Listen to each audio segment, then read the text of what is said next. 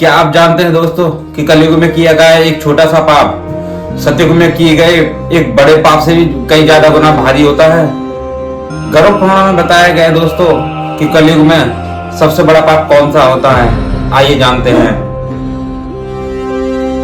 दोस्तों गरुड़ पुराण के अनुसार कलयुग में मनुष्य का सबसे बड़ा शत्रु बाहर नहीं बल्कि खुद उसका मन होता है। पहला क्रोध, अहंकार, लोभ, काम।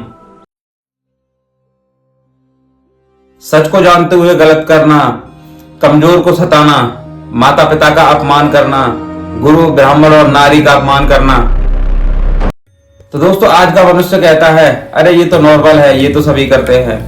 दोस्तों गरुड़ पुराण कहता है कि जो लोग नशा, व्यभिचार, गलत आदतें और गलत कृत्य करते हैं, हर इंसान का हिसाब होता है, पल पल का हिसाब होता है।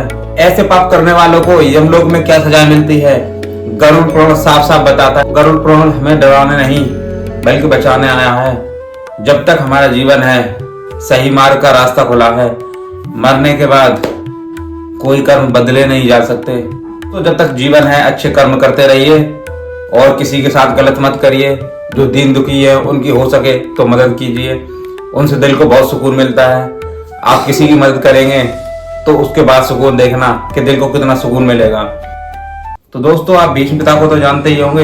उनकी एक छोटी सी गलती ने भीष्म पिता को 18 दिनों तक बाणों की शैया पर लिटा के रखा था। ये बात है दोस्तों पिछले जन्म की। जब भीष्म पितामह शिकार से लौट रहे थे तब उनकी गाड़ी से एक छोटा सा पक्षी टकरा गया था जिसका नाम था करकेटा। उन्होंने उस करकेटा को उठाया, बाण से और कांटों की शैया में फेंक दिया था, जिस वजह से उस करकेटा की 18 दिनों में तड़प तड़प के उसकी मृत्यु हो गई थी। मरने से पहले उस करकेटा ने श्राप दिया था भीष्म पिता को, जिस तरीके से मेरी मृत्यु हो रही है अगले जन्म में आपकी भी मृत्यु होगी। तो उनकी छोटी सी गलती इस जन्म में उनको 18 दिनों तक बाणों की शैया पर लेटना पड़ा था दोस्तों महाभारत में, ये आपको पता ही होगा। तो दोस्तों कर्म हमें कभी नहीं छोड़ते।